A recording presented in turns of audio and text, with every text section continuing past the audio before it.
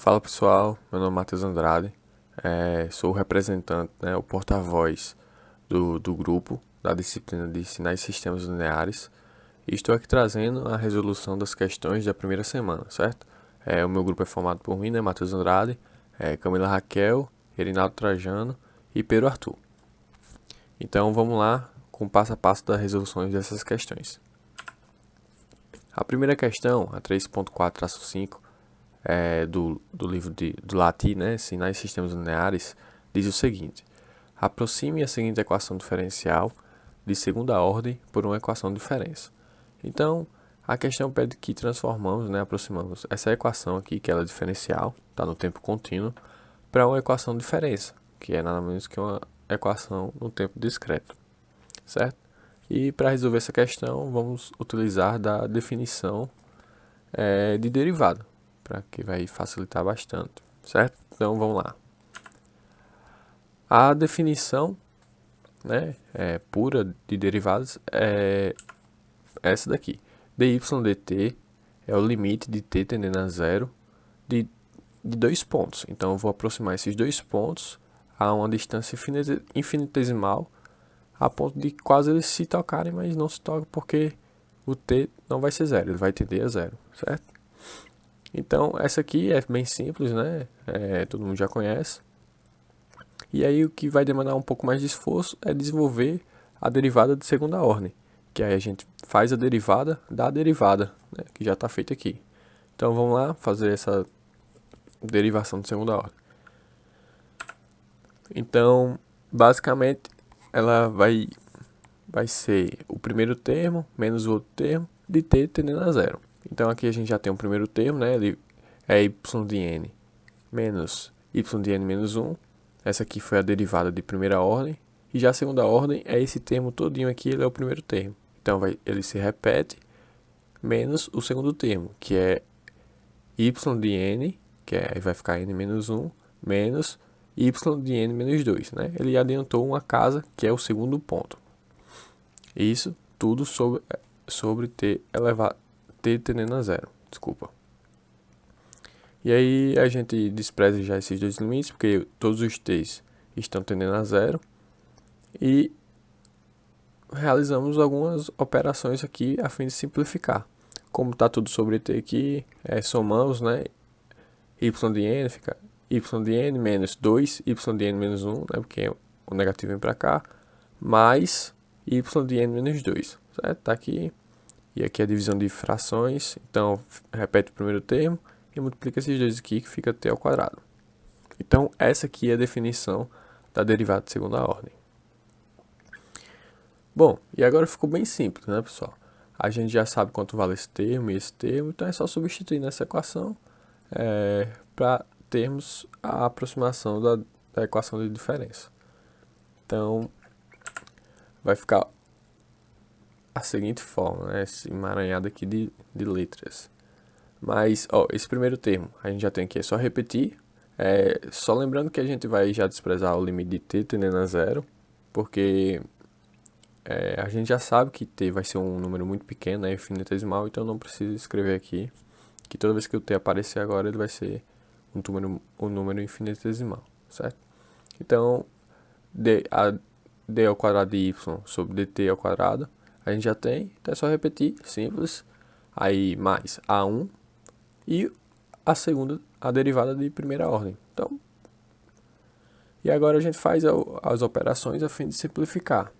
Multiplicamos a1 por esses dois termos e simplificamos essas divisões. Então, jogo o t ao quadrado para o outro lado, multiplica esse aqui por t e esse aqui por t ao quadrado, e obtemos essa seguinte fórmula. E ainda dá para simplificar mais, porque aqui temos y de n, aqui y de n e y de n. Então vai ficar 1 mais a1t mais a0t ao quadrado, isso tudo vezes y de n. Então fica a seguinte equação. 1 mais a1 vezes t mais a0t ao quadrado, y de n, menos 2 a1t de yn menos 1 mais y de n menos 2 é igual a t ao quadrado de x de n. Essa aqui é a aproximação dessa equação diferencial, e essa aqui é a equação de diferença, certo, pessoal? Então é bem simples, é só você substituir essas derivadas de ordens. Então, se tivesse uma terceira ordem, você fazia a definição e substituía. Bom, pessoal, e aí a próxima questão é a 3.4-8. Um sistema linear invariante no tempo produz a saída y1 de n em resposta à entrada x1n. Determine e rascunhe a saída de y2n quando a entrada x2n é aplicada ao mesmo sistema. Certo? E aqui está o gráfico dos sinais. Esse aqui é o x1 de n. Então, quando aplicada essa entrada no sistema, nós obtemos essa resposta, ok? E agora aqui ele quer aplicar x2 e quer saber qual que é a resposta y2 no mesmo sistema. Então, o primeiro passo para resolver essa questão é descobrirmos qual é a equação desses sinais. Então, x de 1 a gente consegue obter a partir de olhando o gráfico, né? Vemos que tem um impulso no n igual a 0 e n igual a 1. Então, é só descobrir, né? Tem um delta de Dirac na posição 0 e na posição 1, certo? x1 simples, y1 é a mesma coisa, só que agora tem um negativo aqui, então fica no n igual a 0 negativo, né? Com valor 1. Na posição de n igual a 1 é 1 positivo, mais delta de n menos 1, mais 2 delta, que é na posição 2, e agora ele tem um módulo 2, certo? E agora x de 2, na mesma sequência, na posição 0 é 0, na posição 1 ele tem o valor igual a 1, então 1, na posição 2 o valor é menos 1, certo? Menos delta de n menos 2, e na posição 3 o valor é de menos 2, então menos 2 delta n menos 3, que é a posição 3, certo? Esses valores aqui indicam as posições. E aí vamos descobrir quanto vale y2. Como o sistema é linear e invariante no tempo, podemos escrever x2 em função de x1, pois já sabemos qual é a resposta do sistema quando x1 é aplicado. Então, se definirmos x2 em função de x1, conseguiremos definir y2 em função de y1, certo? E para começar, temos que encontrar, né, esse primeiro termo. Então, aplicamos x1 com n de menos 1, certo? Então, quando colocamos n igual a n menos 1, colocamos em todos os n. Então, fica n menos 1, n menos 1 e n menos 1 menos 1. Então, que fica n menos 2. E aí já conseguimos esse primeiro termo de x2. Também temos esse segundo termo, porém está positivo. Então, temos que encontrar esses dois termos, só que com sinal negativo. E aí, no lugar de n menos 1, colocamos n menos 2, que já conseguimos delta, né, n menos 2 mais delta de n menos 3. Temos esses dois termos. Agora é trocar o sinal, multiplicar por menos x1 e também multiplicar por 2, né, que nós queremos que seja 2 delta de n menos 3. Então, realizamos isso e temos essa definição aqui, certo? Agora é só somar esses dois x1, que aí nós encontraremos x2. Então, por exemplo, ao somar vai ficar delta de n menos 1 mais delta n menos 2 menos 2 delta n menos 2. Aí esse termo com esse aqui fica só apenas menos delta de n menos 2 menos 2 delta n menos 3, que é exatamente x2. Então, x2 fica em função apenas de x1. x2 fica x1 de n menos 1 menos 2x1 de n menos 2, certo? E agora, por ele ser um sistema linear invariante no tempo, podemos realizar essa troca. Então, y2 é igual a y1 de n menos 1 menos 2y1 de n menos 2. E agora é só trocar, né? Aqui temos y1 e aplicar n menos 1 a n e depois n menos 2 a n. E fica aqui esse primeiro termo, ó. Esse primeiro termo é de n menos 1, então vai ficar menos delta de n menos 1 mais delta de n menos 1 menos 1, então fica menos 2, mais 2 delta de n menos 2, que fica n menos 1 menos 2, que dá menos 3. Aí o segundo termo, que é menos 2y1, então fica 2 vezes o y1. Então, y1 de n menos 2 é menos delta de n menos 2, mais delta de n menos 3, mais 2 delta de n menos 4. E aí realiza o chuveirinho, né? A propriedade distributiva. Então fica assim. Menos 2 de n menos 1, mais delta de n menos 2, mais 2 delta de n menos 3, mais 2 delta, né? Sinal negativo com negativo. 2 delta de n menos 2, menos 2 delta de n menos 3, negativo positivo, e negativo positivo, menos 4 delta de n menos 4. E aí simplificando os termos, né, que são iguais, obtemos que y2 é igual a menos delta de n menos 1, mais 3 delta de n menos 2, mais 4 delta de n menos 4. E aí o rascunho do gráfico que representa esse sinal é esse aqui, certo? Bom, pessoal, agora vamos aqui para a última questão, que é a questão 3.4-13. Considere um sistema que multiplica uma dada entrada por uma função rampa, R de n, ou seja, y de n é igual a x de n vezes R de n. E aqui do lado tem um gráfico que representa R de n, né, que é igual a n, U de n, só que esse gráfico aqui está contínuo. Então, no tempo discreto, que é em n, vai ser apenas nos intervalos, né, nos tempos de n igual a 1, n igual a 2, n igual a 3, n igual a 4, e assim infinitivamente, sucessivamente. Então, quando n for igual a 1, o valor de Rn vai ser 1. Quando n for igual a 2, o valor vai ser 2. Quando for 3, vai ser 3, 4, 4. Por isso que é essa fórmula aqui. Aí tem o de n porque ela é positiva de 0 ao infinito. E ela é negativa de 0 a menos infinito, certo? Ela só tem valores no quadrante positivo. Então a equação de y de n se dá dessa seguinte forma: x de n vezes n U de n, certo? Então, vamos lá. Aí ele está dividindo em várias perguntas, né? Subdivide. Então, letra A. Ele pergunta se o sistema é estável Bibo. E, bom, só por esse gráfico aqui já podemos verificar, né, que o sistema é instável. Por quê?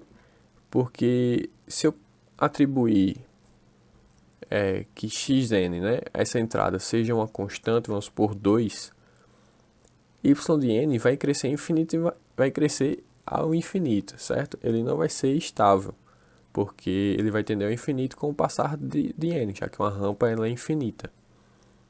Então, ela não é estável a todas as entradas, por isso que o sistema é estável Bibo. Bom, pessoal, então vamos lá para a próxima questão. Letra B. O sistema linear. E para responder essa pergunta, eu vou introduzir aqui essa notação para ficar mais fácil o entendimento. Essa notação é H com x de n. Ela representa o seguinte: H é a resposta do sistema à entrada x de n, certo? Ela vai fazer um pouco mais sentido com o passar da explicação. Então, para o sistema ser linear, ele precisa atender dois requisitos. Ele precisa ser homogêneo, precisa atender a propriedade de homogeneidade e a propriedade da aditividade. Então, começando pelo mais simples, a homogeneidade, ela determina que a resposta do sistema multiplicado por um fator de alfa tem que ser igual à entrada multiplicada por esse mesmo fator de alfa. Né? A resposta do sistema da entrada multiplicada por um fator de alfa. Então, a resposta do sistema multiplicado por fator de alfa dá essa equação, que é a resposta do sistema vezes alfa. Já no segundo caso, é a entrada multiplicado pelo fator de alfa. Então, a entrada, apenas x de n multiplicado por alfa, depois multiplicado pela rampa, vai ser a resposta do sistema. E aí, podemos notar que essa equação ela é igual, né? Só muda a ordem da multiplicação. Então, ela confere, né, na propriedade da homogeneidade, porque essas equações são iguais. Então, seguimos para a próxima propriedade, que é a aditividade. A propriedade da aditividade diz que a soma das entradas aplicada ao sistema tem que ser igual às respostas dos sistemas somadas. Então, Vamos verificar primeiro a soma das entradas aplicada ao sistema, né? Então, eu somo x1 de n mais x2 de n. E depois eu jogo na resposta do sistema, que é vezes n1 de n. E aí, beleza, essa é a primeira equação. Agora vamos verificar a resposta do sistema da entrada x de 1 de n e depois somada a resposta do sistema da entrada x2 de n. Então, a primeira é x1 de n vezes n1 de n, mais a segunda, que é x2 de n vezes n1 de n. E aí, se eu colocar esse n1 de n em evidência, temos que essas equações aqui são iguais. Então, o sistema é linear, certo? Ó, aqui está só a distribuição, né? x de 1 de n para cá, x2 de n para cá. E tem essa forma que essas duas são iguais. Certo? Próxima pergunta. O sistema é sem memória? E bom, o sistema sem memória é um sistema que depende apenas do presente da entrada, ou seja, a resposta dele não depende de entradas passadas. E aí, supondo que eu aplique aqui n igual a 1, então a resposta vai ser somente com os valores presentes, né? Que são no mesmo momento de n igual a 1. Então, esse sistema é o sistema sem memória, porque ele a resposta dele está relacionada apenas com o momento da entrada. O n são iguais, certo? Então, é o sistema sem memória. Próxima pergunta é: o sistema é causal? E aí, para um sistema ser causal, ele não depende de valores futuros do sinal de entrada, certo? Então, esse valor não. Ele segue na mesma questão da pergunta anterior. Então, o sistema é causal, porque ele só depende das entradas do presente. É a mesma explicação, praticamente, certo? E a última pergunta é se o sistema é invariante no tempo. Para o sistema ser invariante no tempo, se eu aplicar um deslocamento na entrada, esse deslocamento tem que ser visto na saída, certo? Então é isso que vamos verificar aqui. Eu vou aplicar um deslocamento de n0 na entrada. Então a minha resposta ao sistema vai ficar x de n menos n0, certo? Porque eu só apliquei na entrada, vezes n1 de n. E aí, agora eu quero ver se esse deslocamento está presente na saída também. Então, y de n menos 0, é igual a x de n menos n0, vezes, aí eu tô trocando, né? Onde tinha n no y de n, vai ficar n menos n0. Então, vai ficar n menos n0 vezes u de n menos n0. E aí podemos notar que essas equações, né, elas são diferentes. Então, quando eu aplico um deslocamento na entrada, eu não vejo esse mesmo deslocamento na saída. Então, esse sistema ele é variante com o tempo, né, no tempo. Então é isso, pessoal. Essas são as resoluções das questões. Espero que tenha entendido. Caso tenha ficado alguma dúvida, pode colocar as perguntas, né, no chat aí, qualquer coisa entrar em contato com a gente, beleza? Obrigado, espero que tenham todo mundo entendido. Valeu, até a próxima.